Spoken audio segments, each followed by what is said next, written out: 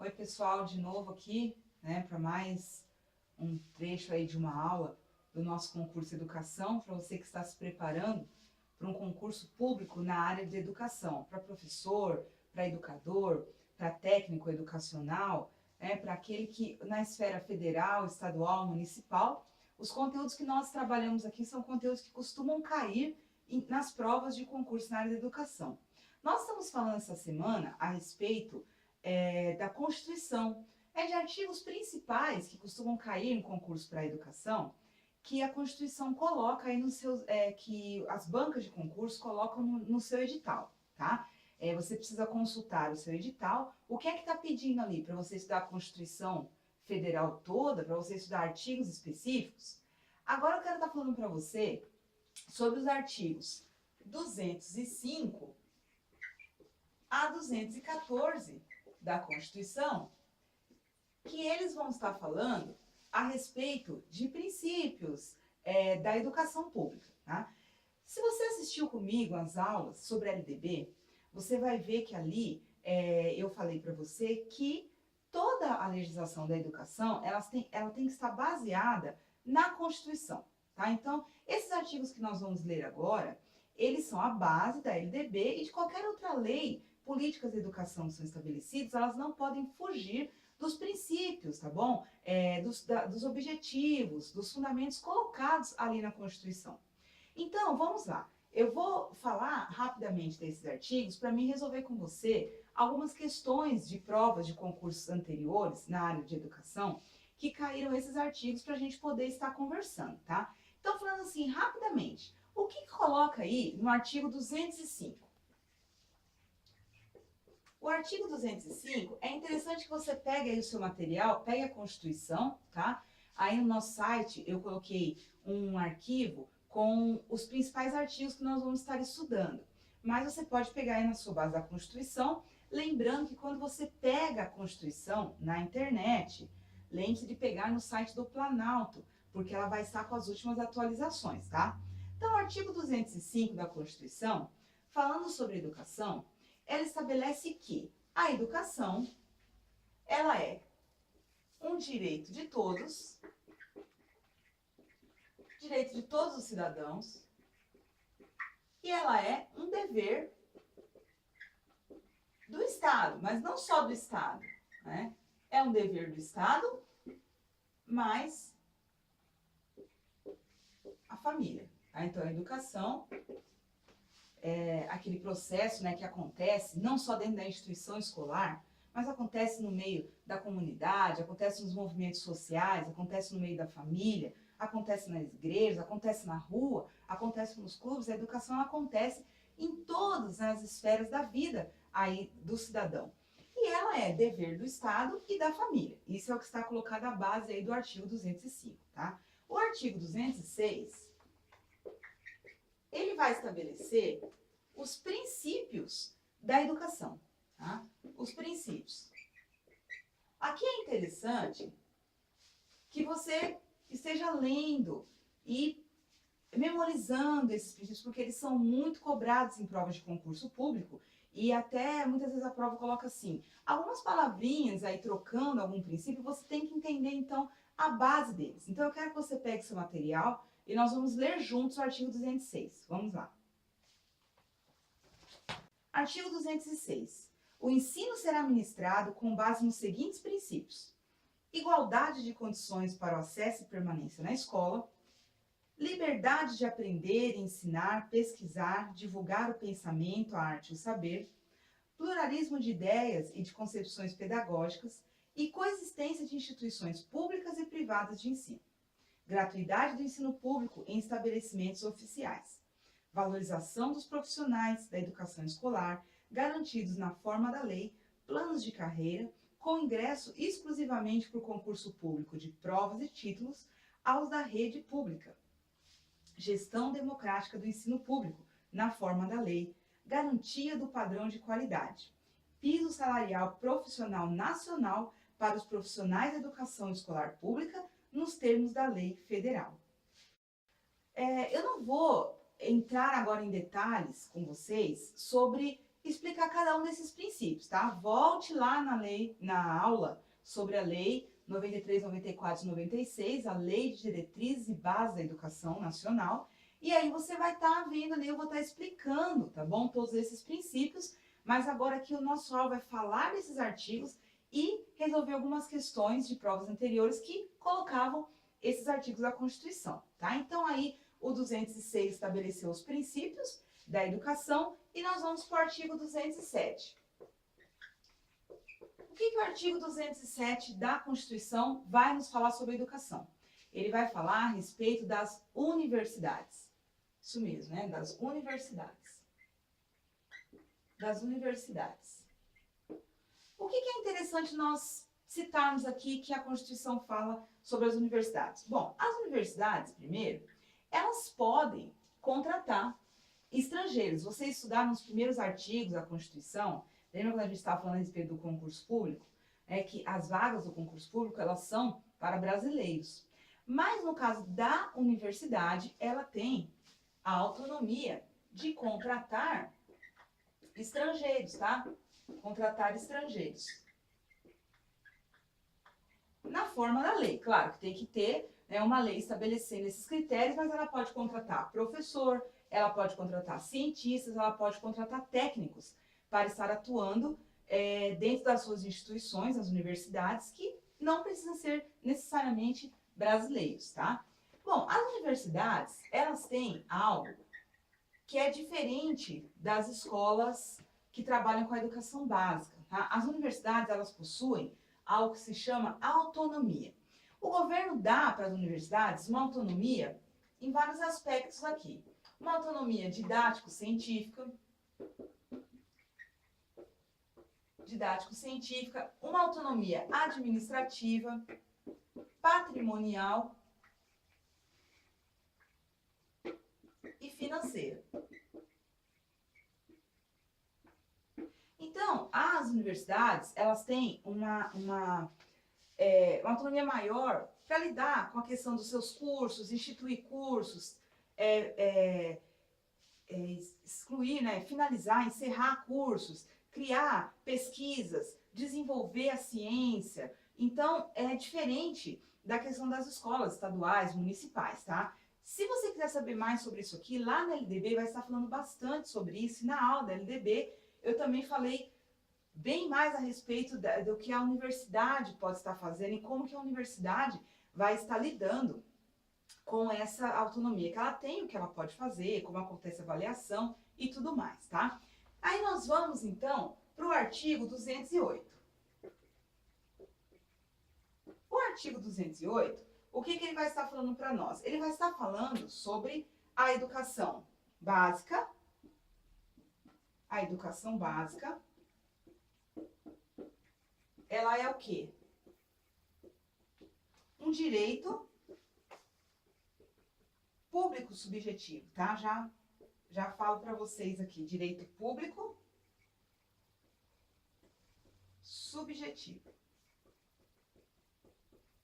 Isso aqui também, pessoal, muito cobrado em prova de concurso, a questão da educação básica ser um direito público subjetivo. O que isso significa? Quando nós estamos falando de educação básica, lembre-se, a educação básica, vou apagar aqui, para mim poder explicar melhor para vocês. A educação básica é aquela que acontece dos 4 aos 17 anos, tá? Que é quando a criança está na pré-escola, até, né, a conclusão do ensino médio.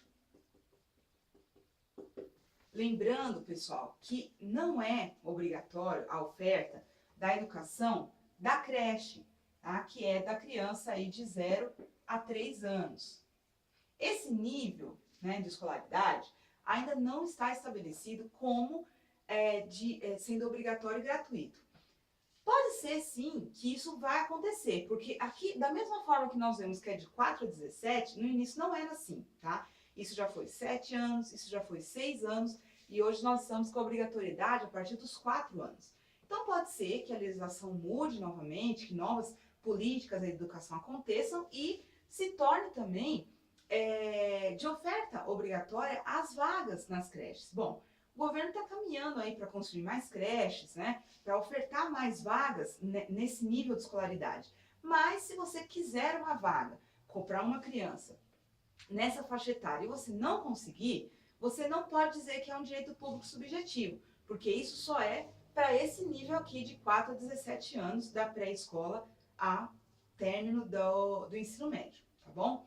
Então, nós vamos ver agora o que o artigo 209 coloca aí na Constituição. O artigo 209, ele vai explicar que a educação, ela é livre à iniciativa privada. Tá? Então, a educação escolar, né? Ela é livre à iniciativa privada.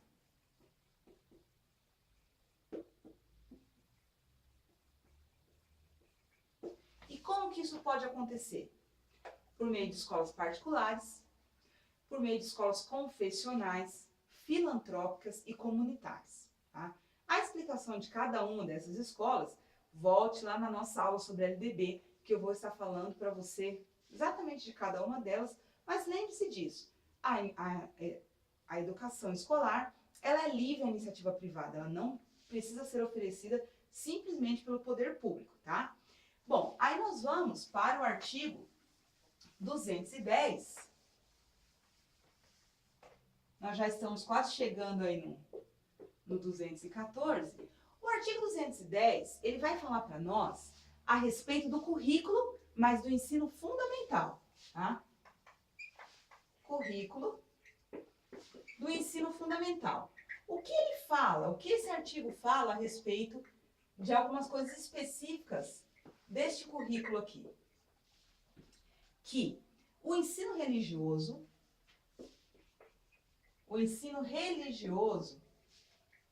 ele é de matrícula facultativa. Matrícula facultativa. Pessoal, isso aqui, facultativo. Costuma ser muito cobrado em provas de concurso público e o pessoal muitas vezes não presta atenção nisso aqui. O ensino religioso, ele é de matrícula facultativa para o ensino fundamental, tá? Questões que colocam assim, o ensino religioso é de matrícula facultativa para pré-escola, ensino fundamental e ensino médio. Ou só para o ensino médio, ou para o ensino fundamental e médio. Tá errado. É matrícula facultativa e a oferta, né, ela é obrigatória de matrícula facultativa para o nível do ensino fundamental, tá? Não se esqueça disso. O que mais que o artigo 210 fala sobre a questão da educação do ensino fundamental? Que essa educação, ela vai ser ofertada em língua portuguesa. A oferta em língua portuguesa. A oferta é em língua portuguesa, mas é assegurado para os indígenas, né? Os indígenas, eles vão receber, né, aí a possibilidade, a garantia, né, de que eles vão receber também o ensino na sua língua materna. Pessoal, o artigo 210 da Constituição não fala que os quilombolas vão ter essa garantia, que os africanos vão ter essa garantia, que os povos de outros países asiáticos que vierem no Brasil vão ter essa garantia. Não. A Constituição fala especificamente dos povos indígenas. Isso também costuma ser muito colocado nas bancas de concurso para pegar o candidato e diz que os indígenas, os quilombolas, eles vão ter garantido o ensino na sua língua materna. Não, a Constituição coloca apenas para os indígenas, tá bom? Então, nós vamos agora para o artigo 211. Bom, o artigo 211, deixa eu apagar aqui. E olha só, pessoal, é o que eu sempre falo, não adianta só você ouvir a aula, você precisa ler, né, os artigos da Constituição, e é até interessante você parar para ver a aula, depois você já ter estudado e lido, porque aí, como eu vou estar fazendo um resumo, é mais para você fixar mesmo o conteúdo e nós resolvermos as questões. Então, assim, eu falo rapidamente, eu não vou estar lendo com vocês todos os artigos, mas eu falo dos pontos principais. Então, se atente a ler esses artigos na íntegra, para que você esteja ouvindo a aula. Depois ouve de novo, coloca mais uma vez, tá? Se tiver alguma dúvida, manda um e-mail para mim, leis.educação@gmail.com. Você pode estar mandando aí a sua dúvida, a sua pergunta. Eu vou estar te atendendo na medida do possível, te respondendo, tá? E as questões que nós vamos fazer também, de repente eu falo que é um gabarito e você fala, não, professora, eu tenho dúvida, eu tinha certeza que a resposta era outra. Bom, a gente eu vejo aí, tento te explicar na medida do possível, tá bom? Mas mande um e-mail, leis.educação@gmail.com, tá bom? Então vamos lá, o artigo 211, ele vai falar sobre a questão, como pode dizer assim, de como que o poder público se divide para administrar a educação, tá? Então, ele vai colocar a divisão entre a União, né, os estados e os municípios. Lembrando que aqui, entre estados e municípios, entra o Distrito Federal. Tá? Como é que acontece aqui essa divisão de responsabilidades, de atribuições entre esses entes federados do poder público? O que é que o município faz? O que o Estado faz e o que fica de responsabilidade para a União?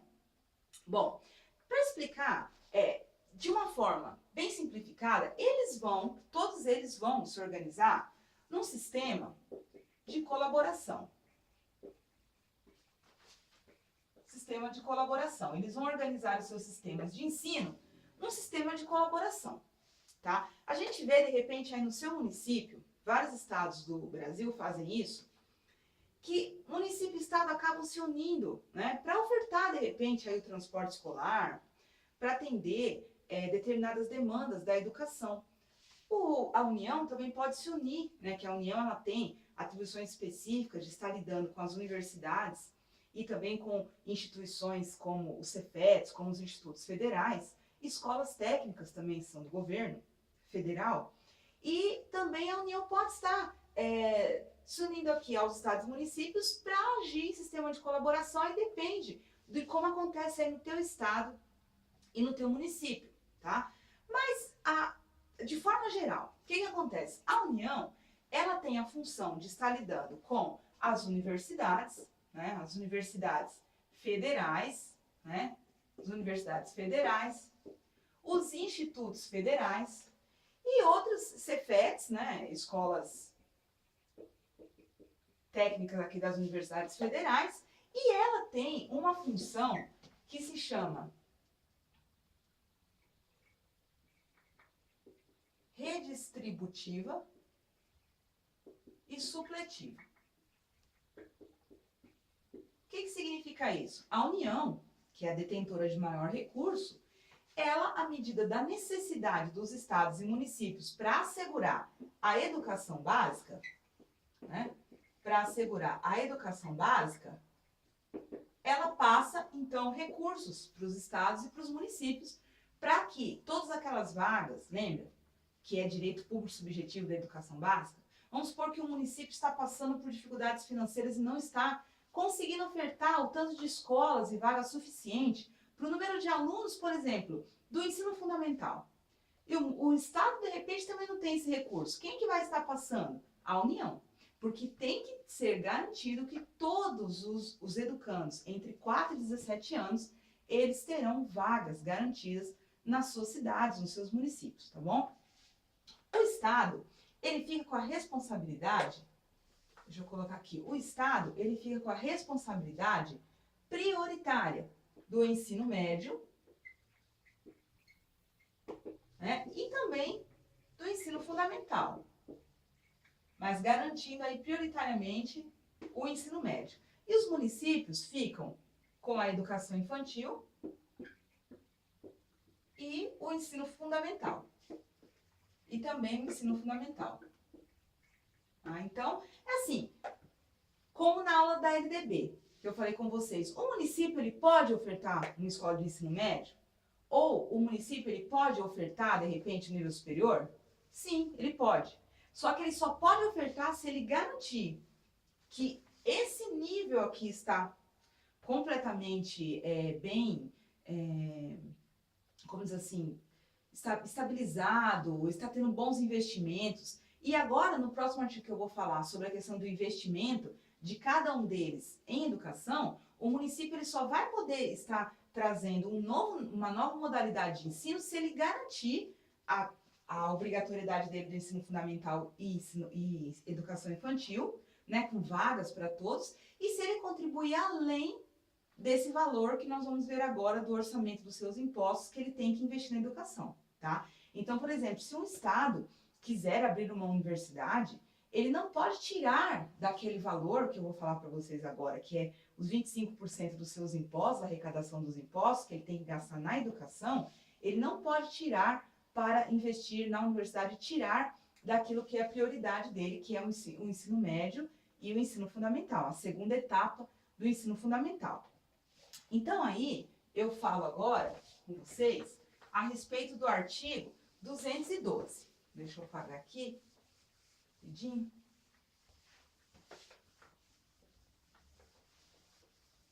Bom, então, o artigo 212, ele vai falar justamente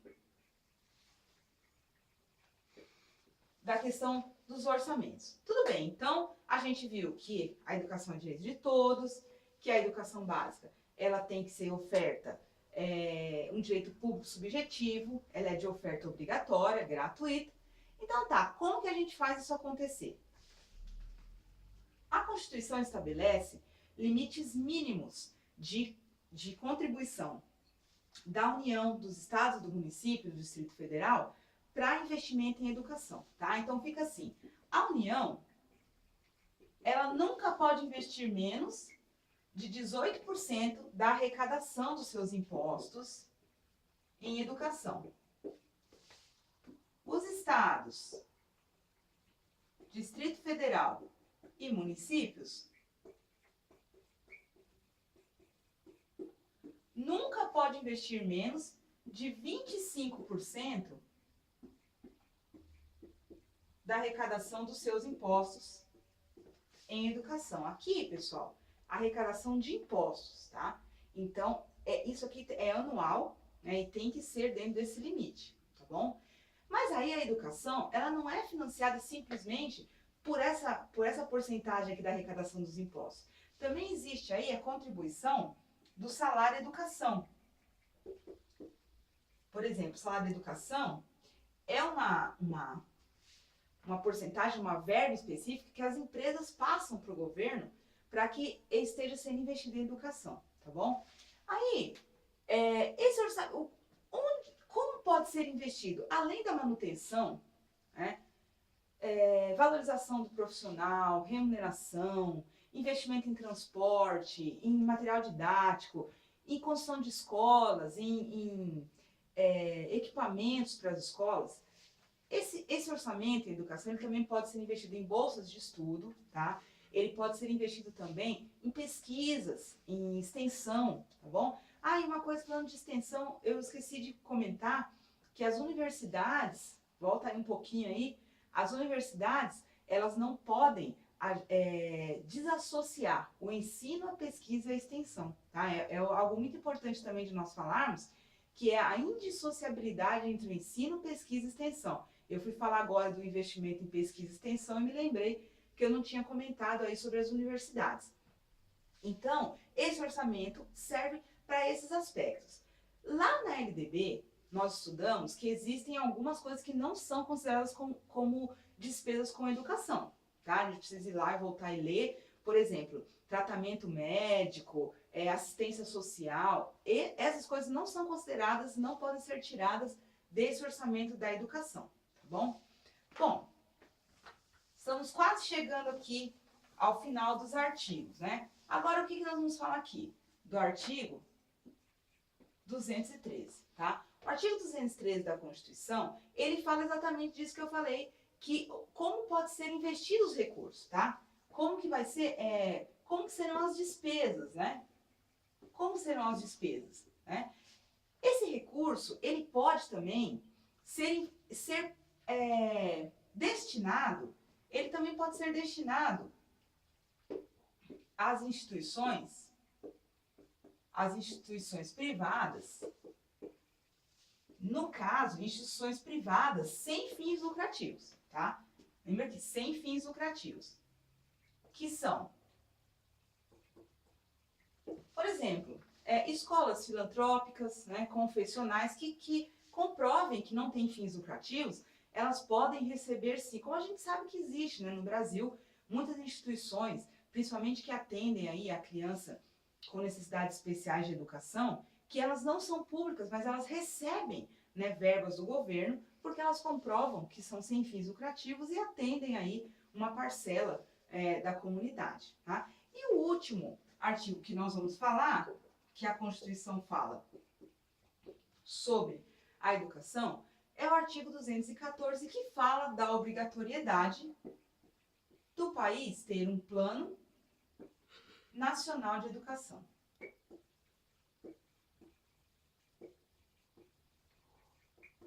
O Plano Nacional de Educação, ele tem que ter a vigência de 10 anos, tá? E ele vai atender, ele vai estabelecer metas, né? Objetivos, diretrizes específicas para que a educação se desenvolva no país dentro daqueles princípios estabelecidos lá no início, tá? Quero que você pegue esse material de novo aí. Vamos ler, então, juntos aí o artigo 214. Vamos ler aqui, no final do artigo 214, o que o Plano Nacional de Educação ele tem que garantir. A erradicação do analfabetismo, universalização do atendimento escolar, melhoria da qualidade do ensino, formação para o trabalho, promoção humanística, científica e tecnológica do país, estabelecimento de metas de aplicação de recursos públicos em educação como proporção do produto interno bruto. Tem uma aula que nós vamos falar somente do Plano Nacional de Educação, tá? Do que está vigente, né? Que ele foi publicado em 2014 e ele tem a vigência de 10 anos. Depois nós vamos estar falando dessa lei, que é a Lei 13.005 de 2014. Mas, neste momento, nós vamos parar por aqui falando sobre o Plano Nacional de Educação. Mas você sabe, né, você está ciente de que ele existe, ele está aí vigente, ele tem como objetivo estabelecer metas, prazos, para que esses objetivos sejam alcançados na educação. Agora, eu quero que você pegue as questões, tá, que eu deixei aí no site sobre as aulas dessa semana, que são sobre a Constituição, e nós vamos resolver algumas questões.